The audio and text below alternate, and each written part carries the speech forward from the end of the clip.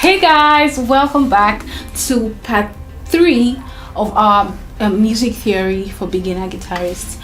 Okay, so today we're going to talk about triads, and triads are just the posh fancy name for 3-note chords. Okay, so today we're going to see how these triads are derived from the major scale. Okay, we're going to talk about major, minor, diminished, and augmented for today. Of course, there are others. There are suspended, there are 13s, 9s, and all of those fancy stuff, right? But today we'll just look at about 4 of them, and we'll see how from the major scale some of these notes are taken and kind of put together to form nice sounding chords. These are the triads that we have that are formed from the major scale.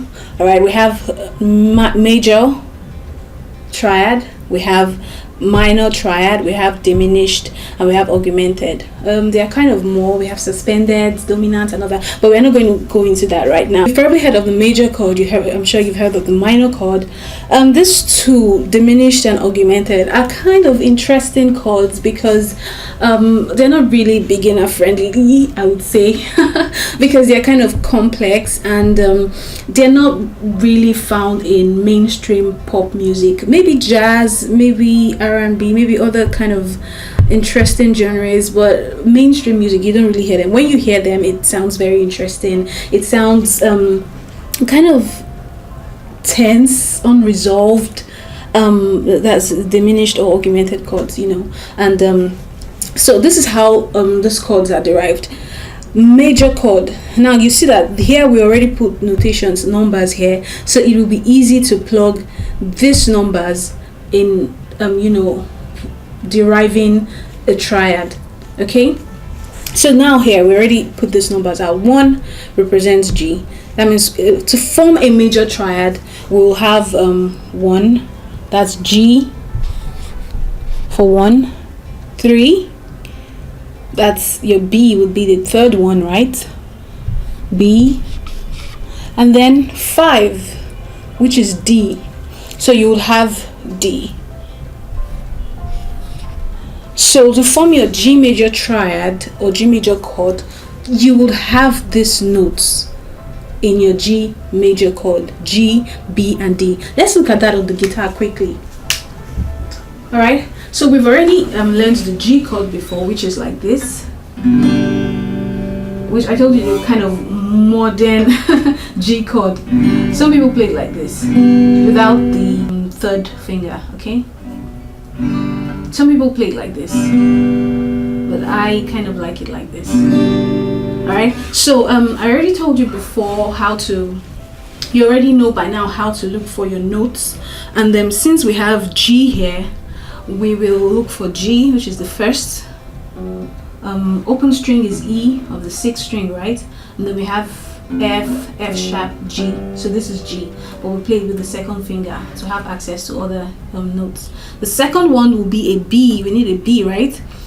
All right, so this is B here, 2nd fret of the 5th string, because the open string of the 5th string is an A sharp, B. So we now have our 1st and 2nd strings. All right, so the open string of the 4th, the open E4th string is a D already, right?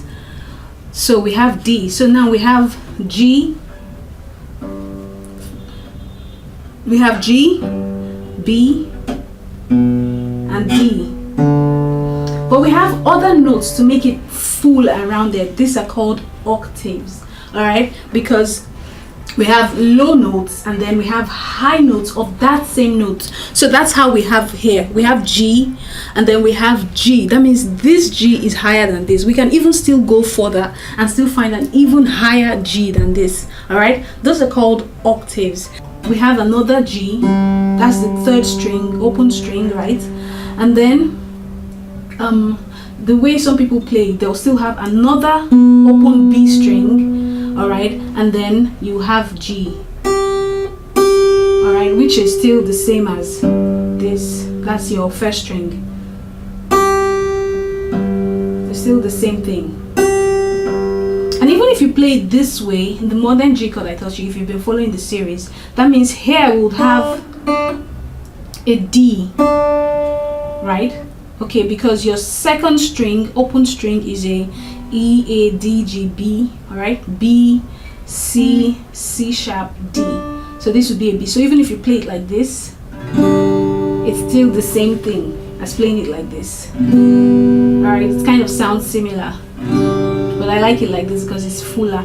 So now this is your G chord. This is how your G chord is derived. We're not just putting our hands on any notes we see. There is a formula, and to find your major scale, this is it. It doesn't just have to be G alone. Any other major chord can be derived this way: 1, 3, and 5. Moving on to the minor scale, we have 1, 3, 5, but the 3, there's a flat 3 here. So you already know during the first lesson in your alphabet that a flat is when you change the pitch. This flattened third makes a whole lot of difference in the sound, like a whole lot of difference. Okay, so a flat third here would be flat of B, would be B flat, right? Or A sharp, but I prefer calling it B, but we prefer calling it B flat. All right, so now we'll have 1 for your minor formula. Then we have B flat,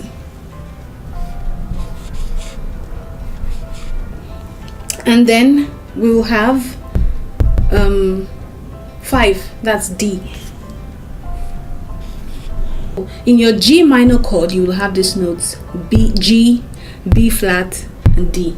So this is how a minor chord sounds. You probably have not learned this before because it's if you're a beginner, you might not know this, but this is a G minor chord. All right, it's kind of different from the major chord. The major chord sounds kind of happy. The minor chord sounds a bit sad. Major, minor. You can see how just one note makes a difference in that. And that's why it's important for you to know this, especially when you're writing songs, because this chords kind of creates moods. As time goes on, you'll be able to train your ears to know the difference between minor and major chords. With a diminished chord, it's still the same thing. We have 1 here, but we're going to flat the third just like we did in the major scale, and then we're also going to flat the 5th. So a flattened 5th would be D flat, right? So now we have D flat for our diminished chord. Okay, so now when you want to play a G diminished chord, it will have this note: G, B flat, D flat. But we're not going to concern ourselves with these two right now. I just want you, if you're a beginner, to kind of focus on this major and minor scale. With time, you will get this, but we'll just talk about it briefly. Now, this one is quite interesting because it has the first, that's G, augmented chord, right? It has the third, that's B, but the 5th here is sharpened. So now a sharpened 5th will be D sharp, right? In a G augmented chord, we'll have G, B, D sharp. The diminished and the augmented chord, like I said before, creates some kind of tension in music and creates a, kind of complex sound. But they're very interesting chords, these chords.